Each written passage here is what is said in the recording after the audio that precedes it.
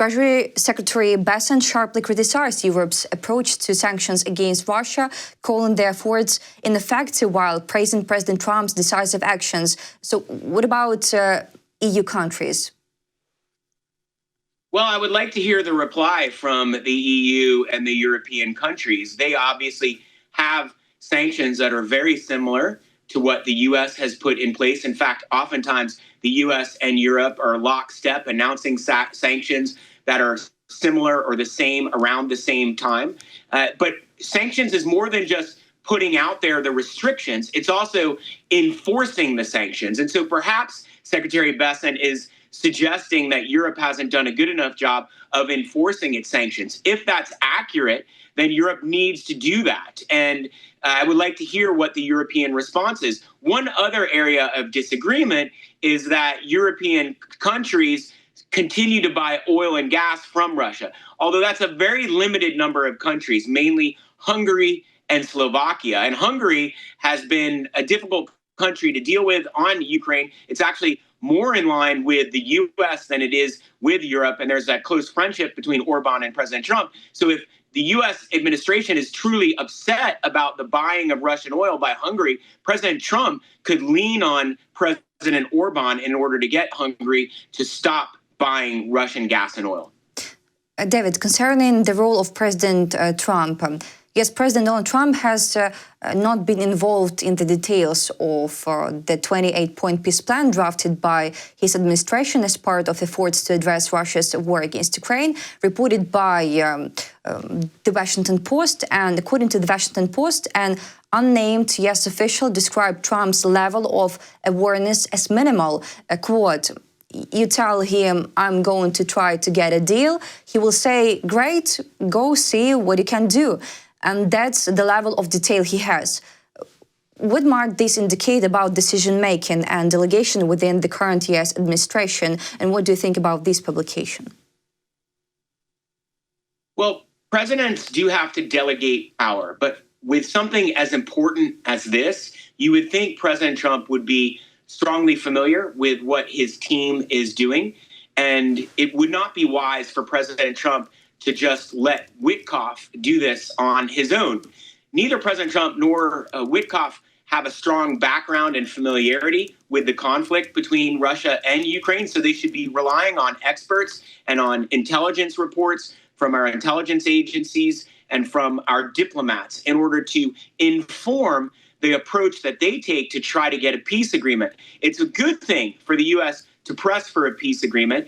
And if you want to be charitable, you could say this 28-point plan was just a starting point. But the deal it envisions is not fair or reasonable for Ukraine. And so it's very important that President Trump and his diplomats and envoys like Witkoff are listening to the Ukrainians, matching what the Ukrainians are telling them with the intelligence reports they're getting from intelligence agencies and from diplomats, and then acting upon that to amend the 28-point plan in a manner that's fair to Ukraine and still hopefully acceptable to Russia. David, you mentioned that to influence Russian dictator Vladimir Putin, pressure must come in the form of military support. In Washington, officials stated that arms supplies to Ukraine are limited and cannot continue indefinitely, emphasizing the desire to end the war, according to an interview Caroline Leavitt gave to Fox News. White House Press Secretary Caroline Leavitt said that the U.S. cannot provide Ukraine with weapons indefinitely amid the ongoing war with Russia. According to Leavitt, the U.S. president has invested a tremendous amount of time and energy in seeking ways to resolve the conflict, as she said, and deserves recognition for his efforts. In her view, the primary goal is to stop the killings and bring the war to an end. How do you interpret the statement that U.S. arms supplies to Ukraine are limited and cannot continue indefinitely?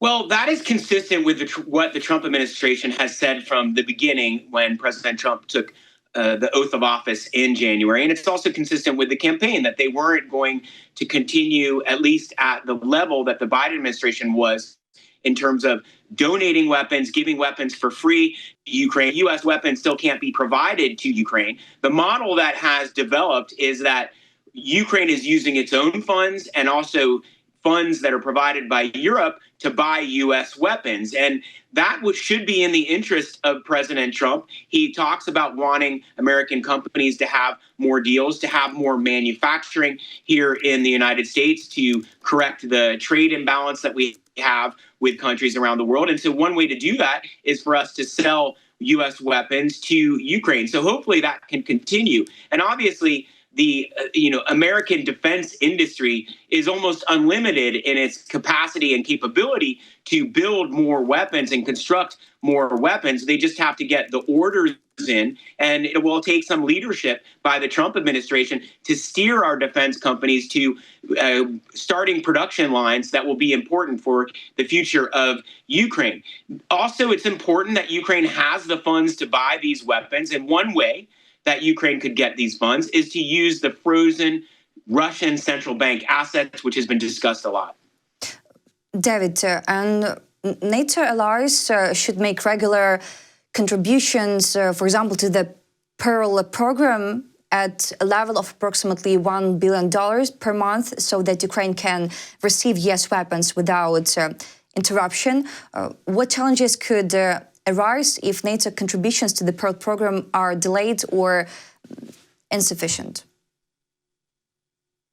Well, it would be very problematic. It's really important that the funding streams continue for Ukraine. The need on the battlefield is great and significant, and Ukraine can only match the firepower of Russia with the assistance of Europe. David, Turkish President Recep Tayyip Erdogan held a telephone conversation with Russian dictator Vladimir Putin.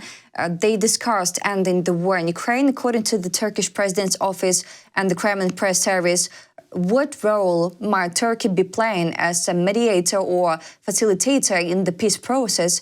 How could such high-level communication influence the broader dynamics of negotiations involving Ukraine, Russia, and Western partners? Well, Turkey is one of the few countries that's managed to maintain relations with both Ukraine and Russia and to sort of be in between on this war, although it's provided a good amount of support to Ukraine. And so President Erdogan, in that way, maintains some influence with both sides. And so he is a natural choice to be a mediator. I think it's important for Turkey to see this conflict end, but Turkey also understands that it doesn't want Russia to completely prevail and take over a sovereign country. That would be a threat to Turkey and her historical antagonisms between Turkey and Russia that should make President Erdogan very skeptical of President Putin and his intentions.